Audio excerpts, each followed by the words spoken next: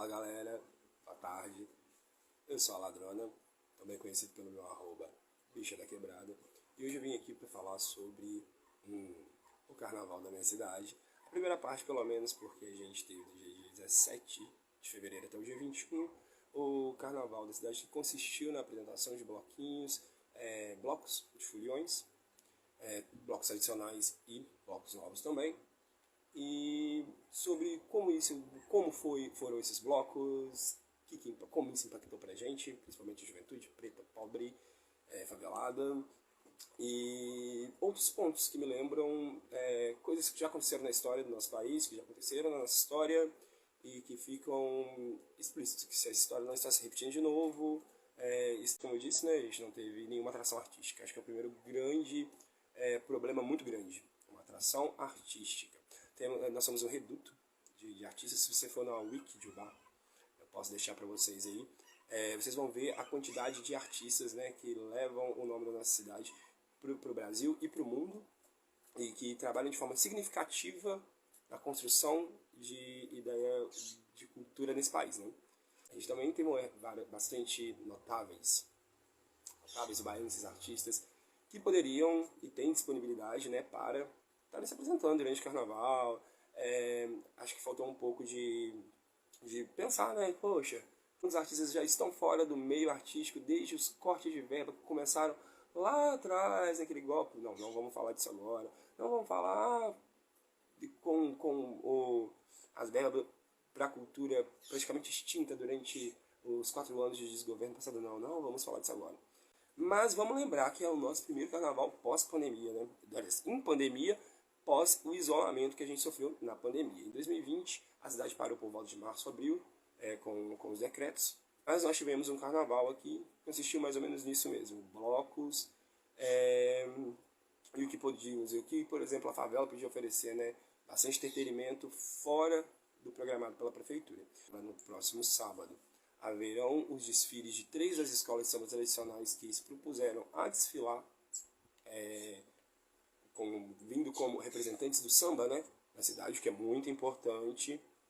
Houveram reuniões com os organizadores dos blocos, que eu vi sofrerem uma reformulação, porque englobam algumas problemáticas. Exemplo mesmo é o Bloco das Piranhas, que antigamente todo mundo achava que era se vestir de sexo oposto, e hoje não, é só simplesmente você ir de forma caricata ao bloco. Há sempre aquele que vai buscar referências no que restou, do que conheceu daquele bloco, onde que eram só homens vestidos de mulheres, e hoje em dia é aberto para fantasia, para a ideia do carnaval, né, de se extravasar dessa data do ano, que a gente pode se libertar nas fantasias, para que no restante do ano a gente consiga focar. Uma das coisas que mais me chamou a atenção durante alguns desses blocos, igual o bloco da Alvorada, o nosso primeiro bloco tradicional, ele tem a banda da cidade, uma banda tipo histórica, acompanhada por esse bloco. Tudo bem, não tem necessidade de nenhum som sintético, de nenhum som externo, porque a banda é o que move esse bloco. O Bloco das Piranhas, por exemplo, não. Ele tinha um carro de som, mais de um carro de som. Era uma avenida larga, onde as pessoas colocam seus carros para vender suas bebidas e colocarem sons das suas residências. O carnaval, ele engloba várias formas de manifestar essa data, várias formas de manifestar essa festa, essa ideia de liberação, essa ideia de descompreensão do cotidiano. Vários que tocavam funk foram, pediam. Seu carro estava tocando funk na tua casa, para de ser funk, acabou o funk.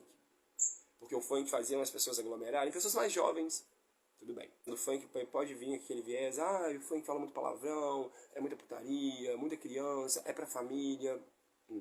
Ok. Houveram matinês dentro da cidade para que pais pudessem levar suas crianças para participar do carnaval de uma forma um pouco mais segura. Essas matinês para poder se fazer uma festa de carnaval que pudesse contemplar todas as idades e tudo mais. Blocos tradicionais como Embocadura, que também conta com uma banda, o Alvorada, eles também têm essa coisa da vanguarda, né? Pessoas que já vão há anos, gerações de famílias que vão nesse bloco.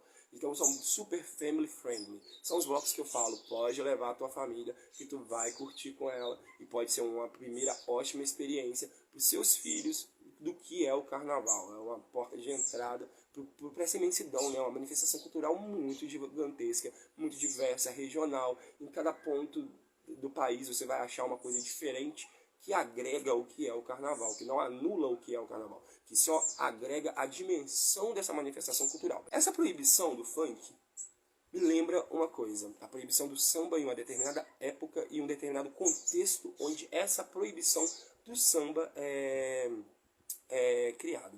Me chama a atenção pelo fato do funk ser algo popular demais, conhecido mundialmente. Nós exportamos funk como cultura e como dentro do nosso país a gente também vê ele como anticultura, como a gente vê ele como não cultura, né?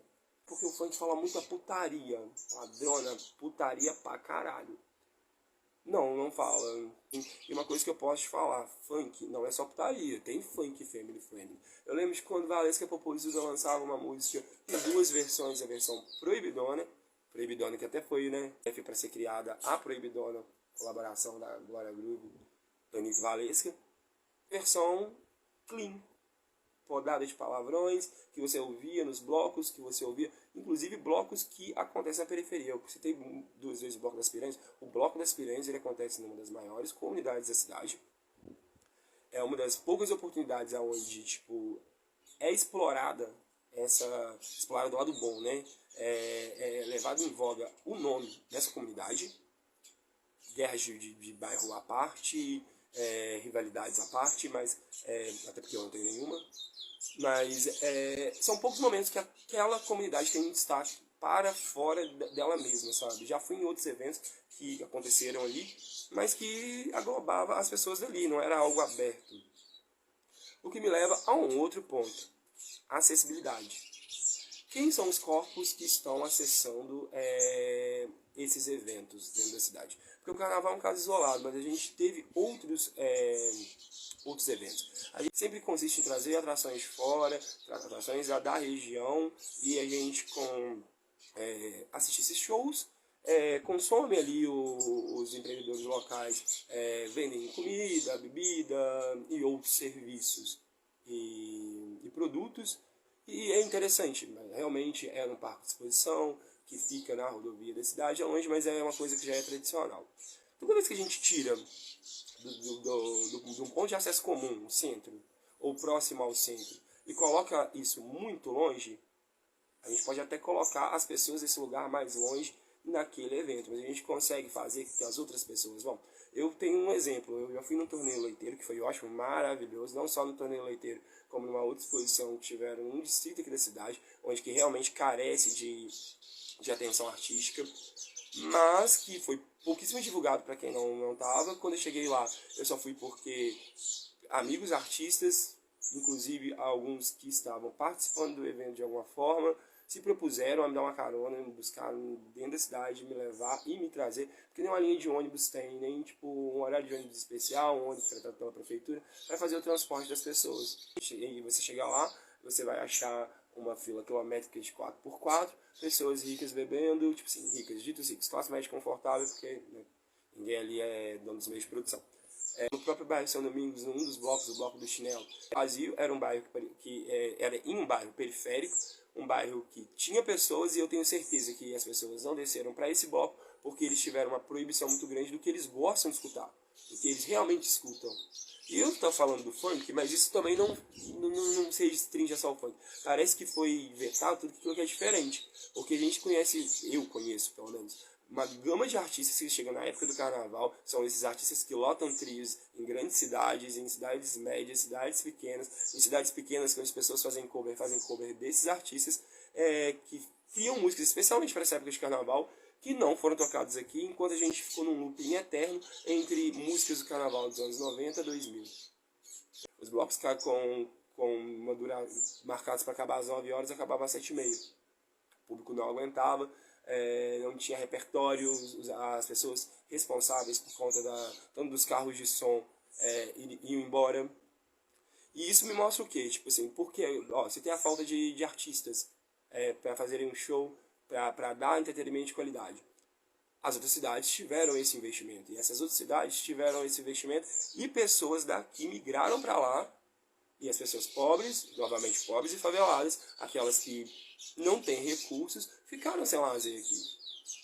E o carnaval é uma festa popular que possibilita que o pobre consiga angariar fundos, ter uma renda extra. Não estou falando só do catador de latinha, ou da tia que vende batidinha, ou do tio que comprou algum produto para criança para vender sprays de espuma para jogar. Eu estou falando de tipo, eventos com artistas. Quantas barraquinhas formais não teriam? Quantas pessoas que trabalham com alimentos a prefeitura poderia trabalhar em conjunto para pensar uma festa que ajeitasse a cidade.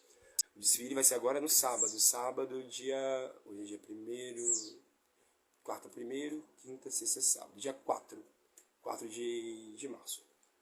Agora no dia 4 de março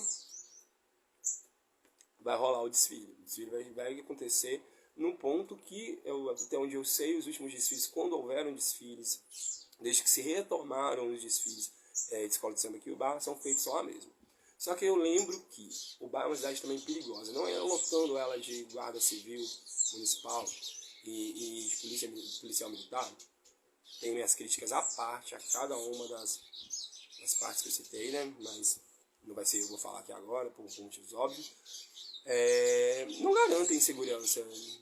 Os pobres ainda vão ter que se locomover a pé, porque a falta de transporte, até mesmo porque o transporte não é tão barato a ponto de eu poder tirar 2 passagens e de volta, às vezes na volta não poder sair antes do final da atração e complicar uma refeição, complicar o acesso. Eu preciso desse dinheiro dos ônibus para fazer uma consulta na policlínica, para ver o meu canal, que graças a Deus depois de alguns meses saiu ali, para eu poder consultar e resolver esse problema, que eu não tenho dinheiro, porque a gente sabe como saúde odontológica é cara nesse país. Tá, beleza.